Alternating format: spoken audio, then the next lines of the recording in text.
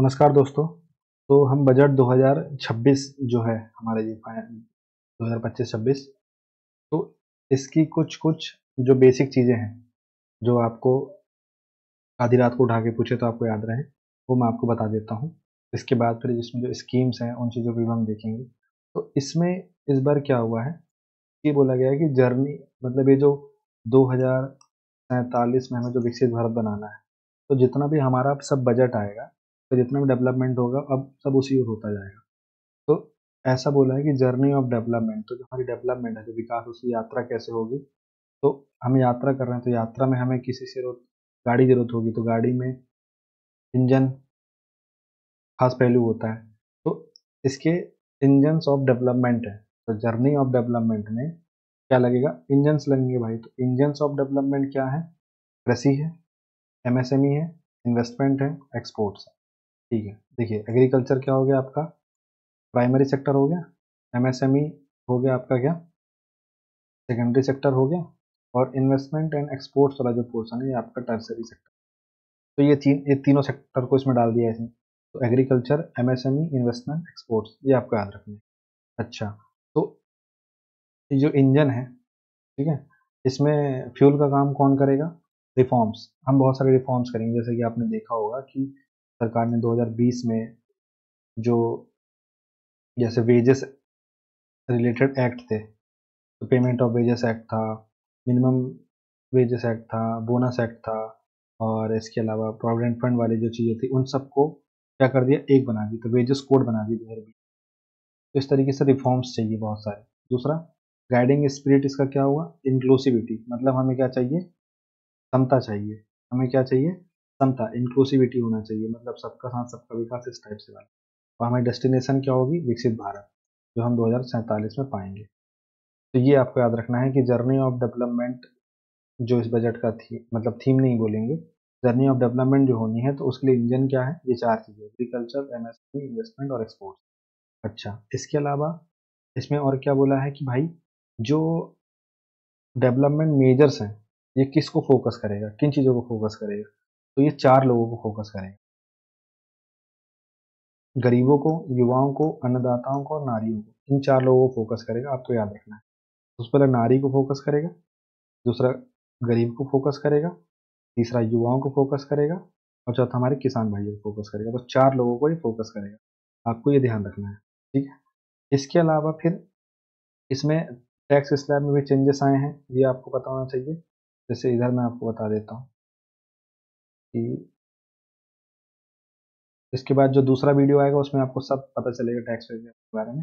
तो जो tax slab है, तो न्यू टैक्स रिजीम आई है, जिसमें ये बोला गया है कि भाई 12 लाख तक आपका कोई भी इनकम टैक्स नहीं लगेगा। ओल्ड रिजीम वाले में ऐसा कुछ सीन नहीं था। ओल्ड रिजीम आपको कंटिन्यू करना तो आप उसको भी कर सकते हैं, न्यू चाहे तो न्यू को कंटिन्यू कर सकते हैं। ठीक है, इसके अलावा और क्या चीज़ें हैं, तो इसके अलावा जैसे मैं आपको रेवेन्यू, कैपिटल, ये सब तो अगले पार्ट में सब मैं बताऊंगा ही।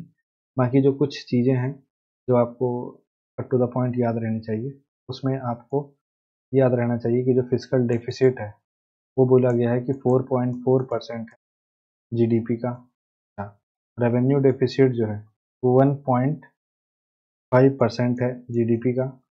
इसके अलावा आपका जो प्राइमरी डेफिसिट है वो 0.8% है जीडीपी का, और इफेक्टिव रेवेन्यू डेफिसिट जो है वो 0.3% है जीडीपी का।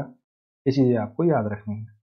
ठीक है, इसके अलावा इसमें आपको और क्या याद रखना है, इसमें आपको याद रखना है कि हमने जो इस साल, इस वित्तीय वर्ष में सबसे ज़्यादा इनकम करी है, वो किस किस माध्यम से करी है। तो जो इनकम वाला पोर्शन है, इस इनकम वाले पोर्शन में हमने सबसे ज़्यादा पैसा पाया इनकम टैक्स से, फिर उसके बाद जीएसटी से, फिर उसके बाद हमने कॉरपोरेट टैक्स से, फिर हमने एक्साइज ड्यूटी से, इसके बाद हमने कस्टम से। इन 5 क्षेत्रों से हमने ज़्यादा उगाही करी है कर की। ठीक है, तो ये बेसिक चीज़ आपको इस बजट की तो याद रहनी चाहिए। इसके अलावा अब जो अगला पोर्शन मैं लाऊंगा उसमें स्कीम्स लाऊंगा, सब चीज़ उस पर हम फोकस करेंगे। तो आई होप सो आपको समझ में आएगा कि मैं बोलना क्या चाह रहा हूँ। बोलना ही चाह रहा हूँ जो आपका बजट 2025-26 है, इसमें ये बोला है कि भाई हमारी जर्नी ऑफ डेवलपमेंट होगी। इस जर्नी ऑफ डेवलपमेंट में इंजन का काम कौन करेगा, एग्रीकल्चर करेगा, एमएसएमई करेगा, इन्वेस्टमेंट करेगा और एक्सपोर्ट्स करेगा। ठीक है। फिर उसके बाद इसके लिए फ्यूल का काम कौन करेगा, तो रिफॉर्म्स करेंगे इसके फ्यूल का काम। अच्छा, तो गाइडिंग स्पिरिट के लिए कौन काम करेगा, तो इंक्लूसिविटी करेगी इसके लिए काम। अच्छा, अब डेस्टिनेशन क्या है भाई, जाना कहाँ चाह रहे हैं गाड़ी लेके, जा रहे हैं हम कहाँ, विकसित भारत की ओर जा रहे हैं। अच्छा, तो डेवलपमेंट मेजर्स जो हम डेवलपमेंट करेंगे, तो हमारे किन चीज़ों पे फोकस रहेंगे, वो हमारे गरीबों पे, युवाओं पे, अन्नदाताओं पे और नारियों पे फोकस रहेंगे। तो इनके लिए जो स्कीम्स हैं वो वेरियस स्कीम पढ़ेंगे। एग्रीकल्चर सेक्टर में जैसे प्रधानमंत्री धन्य धान्य स्कीम आई है, एमएसएमई का टर्नओवर और इन्वेस्टमेंट के हिसाब से जो चेंज कर दिया डेफिनेशन वो है, ठीक है, और वेरियस इन्वेस्टमेंट्स हैं, एक्सपोर्ट्स के लिए कुछ चीज़ें करी गई हैं। तो ये सब कुछ हम अगले नेक्स्ट वीडियो में देखेंगे। यहाँ पे हमें बस इतना समझना था। दूसरा, आप यहाँ पे देख लीजिए कि महिला, गरीब, युवा और अन्नदाता, और जो मैंने आपको बताया कि टैक्स रिजीम आई है न्यू ओल्ड, ठीक है, तो न्यू टैक्स रिजीम आई है। मैंने आपको ये बताया कि फिजिकल डेफिसिट 4.4% रहा जीडीपी का, रेवेन्यू डेफिसिट 1.5% है जीडीपी का, प्राइमरी डेफिसिट 0.8% है और इफेक्टिव रेवेन्यू डेफिसिट 0.3% है। ठीक है, ये सब क्या होते हैं नेक्स्ट वीडियो में सब बताएंगे।